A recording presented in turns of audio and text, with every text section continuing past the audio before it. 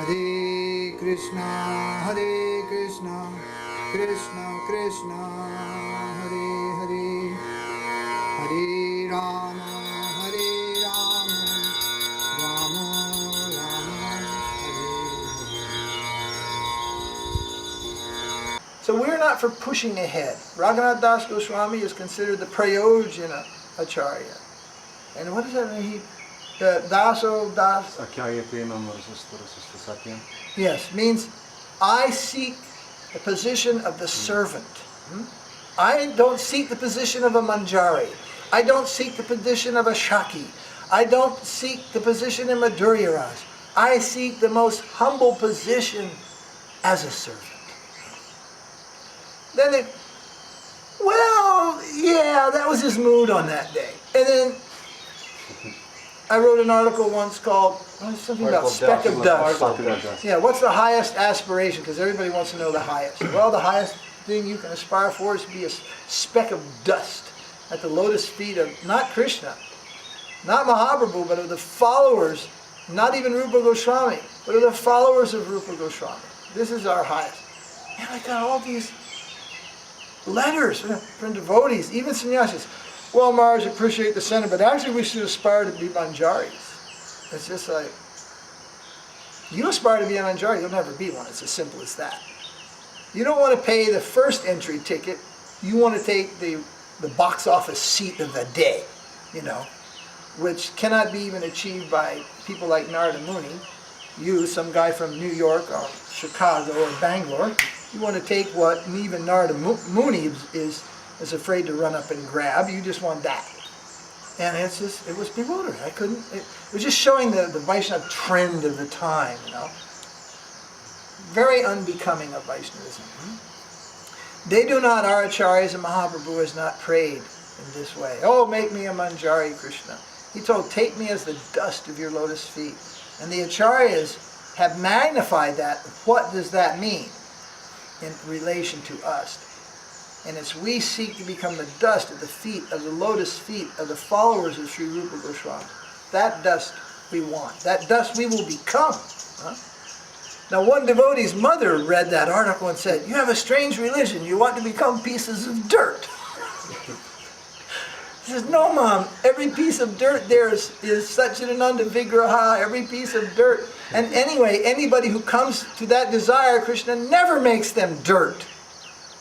He makes them manjari. He makes them gopi. He makes them gopa. That's the ticket. You want to go and purchase the wrong thing. You're grabbing the reflection. Mahaprabhu showing, here's the ticket. Come to this desire. Come to this most simple, and you know what it takes to get there? Because we don't really have that.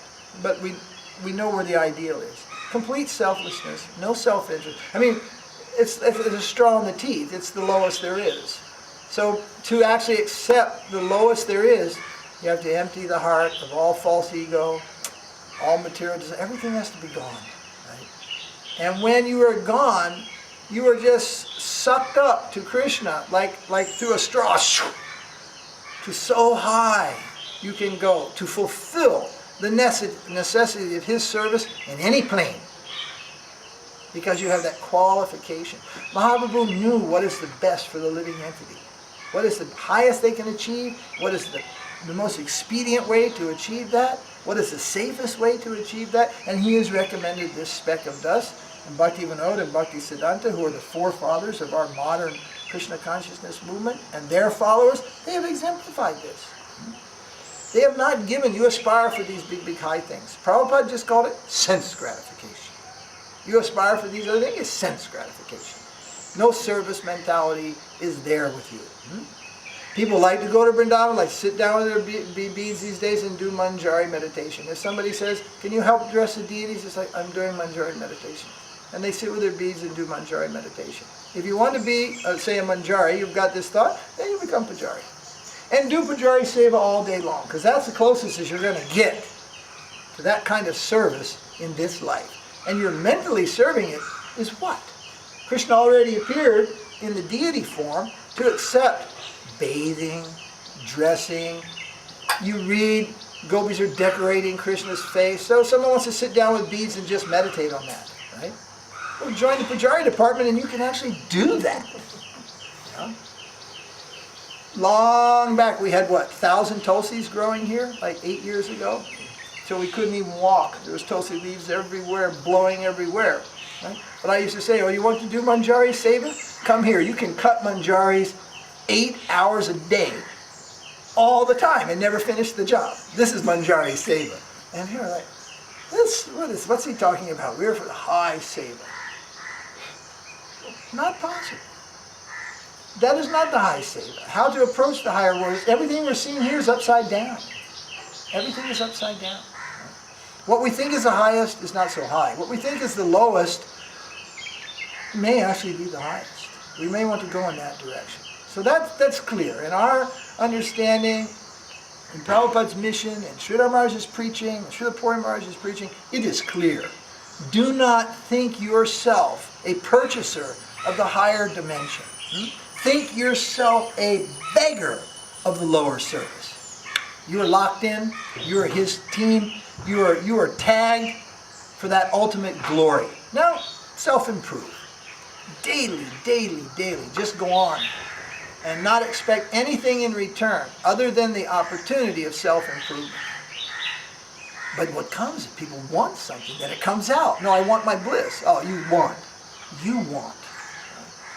You don't want what Krishna wants, you want your bliss. You want.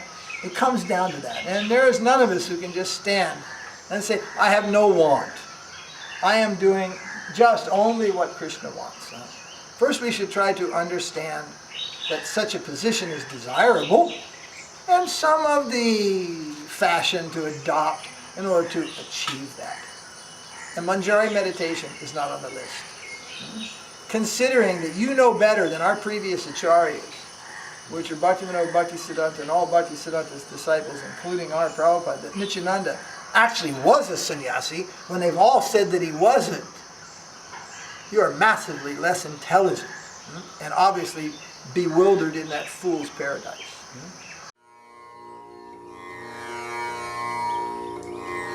Hare Krishna, Krishna Krishna, Hare Hare, Hare Rama.